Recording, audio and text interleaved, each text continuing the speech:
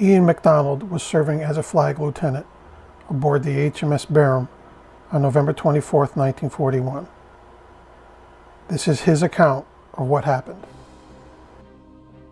Shortly after 4 p.m., I was on the Admiral's Bridge when all hell let loose. The ship had been hit amidships by torpedoes on the port side. It was steaming at about 20 knots at the time and immediately began to list to port at an alarming rate. All electric motors had stopped. All power had gone off the board. There was an ominous creaking of the bridge work and rigging. The ship was dead, and it was clear to all of us that it was every man for himself while the going was good.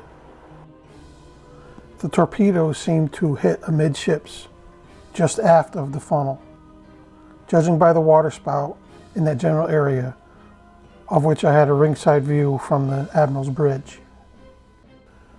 Before leaving the bridge to make my escape attempt, the conning tower of a submarine surfaced about 150 yards from the port side and remained exposed perhaps for half a minute before the U-boat dived again. I helped the Admiral unscrew the tit of his life jacket so that he could inflate it, and then we all beat it down the various ladders to the upper deck to get over the 6-inch gun and on the ship's bottom and into the sea. The ship was still surging ahead. On the way down, I saw Jimmy Warren, exulting his young signalmen on the flag deck not to panic, but they hadn't a chance. They were all lost. I scrambled over the heavily barnacled, encrusted ship's bottom and over the bilge keel. It was probably only about 4 minutes since the ship had been hit.